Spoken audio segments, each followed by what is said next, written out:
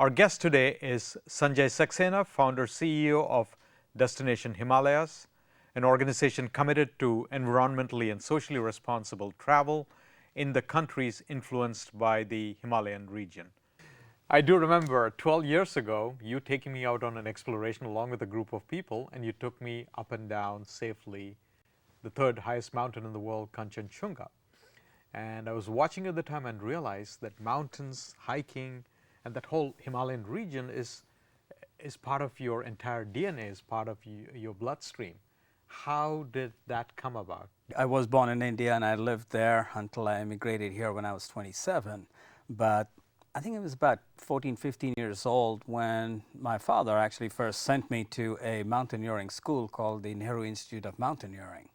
And I completed a couple of climbing courses from there, and just kind of loved it, being in the mountains, and never stopped going back. Once I started guiding, I started off as a climbing guide, and then from a climbing guide it moved on to being a trek leader, and from a trek leader to a little more of a cultural guide. When you said countries influenced by the Himalayas, there's India and Bhutan and Tibet and Nepal all the way down to Sri Lanka and Burma, etc.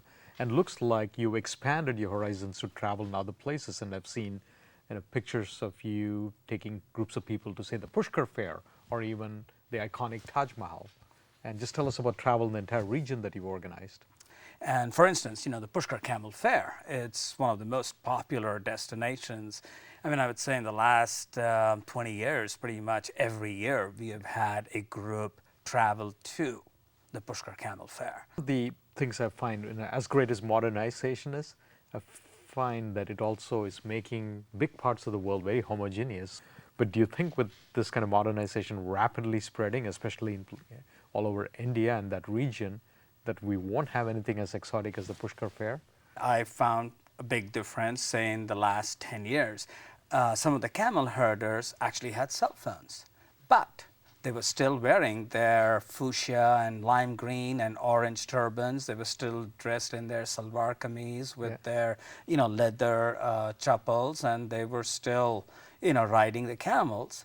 The way India is moving, or great parts of South Asia, they haven't given up on their cultural heritage. They still very much embrace it, but yet they are taking in some of modernity, or at least all the good points of it. So I think it's a great mix between the two. What sort of shifts are you seeing in the way people are traveling, or you are bringing about shifts in attitudes to how people travel? India has one of the biggest Asian rivers, which is the Brahmaputra River, and there is no way to explore that entire region of northeast India because there is not much infrastructure. So this concept of putting in a river cruise boat, which can go up and down the river and then take day excursions to visit all the indigenous tribal populations that are in Assam and in Arunachal Pradesh, in Nagaland, the entire Northeast, is going to be a pretty good trip. And then there's also the game parks there with Kaziranga and Manas.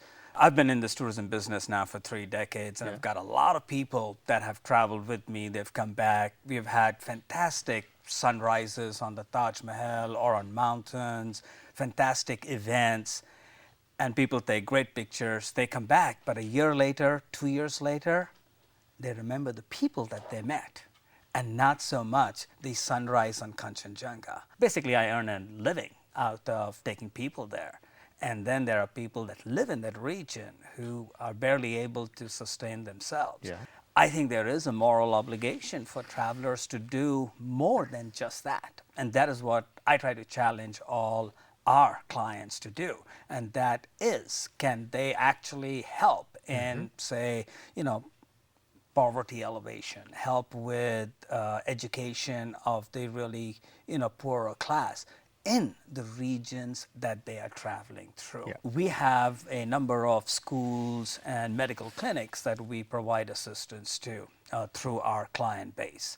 The biggest program, of course, is what was started in Kerala by the inspiration of this one kid, plus the principal of that school. With the help of the Grace Family Vineyard Foundation, because they funded a lot of this project, we set up a fantastic, nutritious lunch program 5 days a week for the entire school.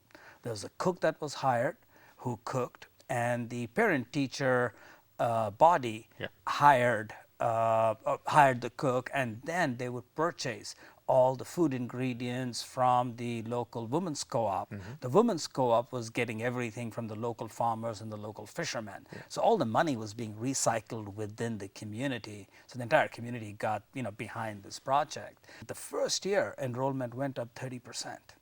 Wow. Which was great. Yeah. And since this program was initiated, which was January of 2006 to now, I think there have been about 128,000 lunches that have been served at this school. Incredible. And all this has been funded by our client base that goes and travels in that region. So what is the role of the travelers who go in there in this, if it's funded by this foundation? In this particular instance, they primarily finance it. And we spend a day at the school where the travelers actually sit and have lunch. You are making people from two different worlds that would otherwise just not have come together, overlap and collide. And that is one of the most interesting aspects of this whole project that you're doing. That is true. And that actually is one of the reasons why I'm in this business too. The fact that I have one foot in Asia and one foot in the US, Absolutely. kind of like a bridge between the two.